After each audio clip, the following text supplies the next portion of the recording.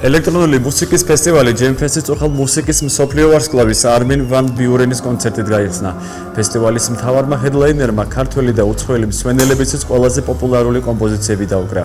ფესტივალის გახსნა ანაკლიაში გრანდიოზული ფეიერვერკით აღინიშნა.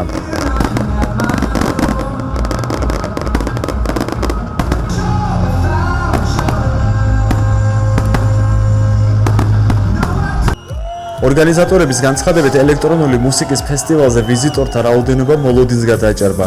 გახსნის ცერემონიალს საქართველოს ვიცე-პრემიერი კახი კალაძე, სოფლის მეურნეობის მინისტრი ოთარ დანელია, სამეგრელო ზემო სვანეთის გუბერნატორი ლევან შონია და სხვა ოფიციალური პირები დაესწრნენ. ფესტივალზე ასევე იმყოფებოდა საქართველოს პრეზიდენტის ქალიშვილი ანა მარგველაშვილი.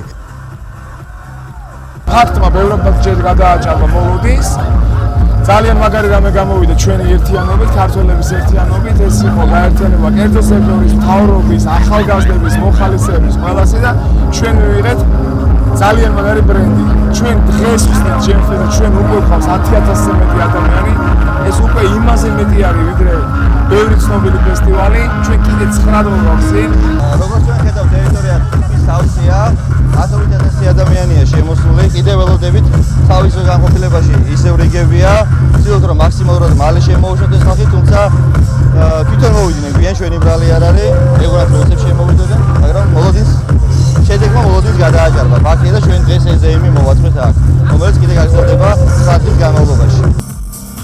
ელექტრონული მუსიკის ფესტივალი ჯემფესტი ანაკლიაში 7 აგვისტოს ნინო ქათამაძის და ნიკოლოს რაჭველის გამოსვლით დაიხურება. წლევანდელი ელექტრონული მუსიკის ფესტივალი საქველმოქმედო ხასიათისაა. ყველა გაყიდული ბილეთიდან 1 ლარი სოლიდარობის ფონდში გადაირიცხება.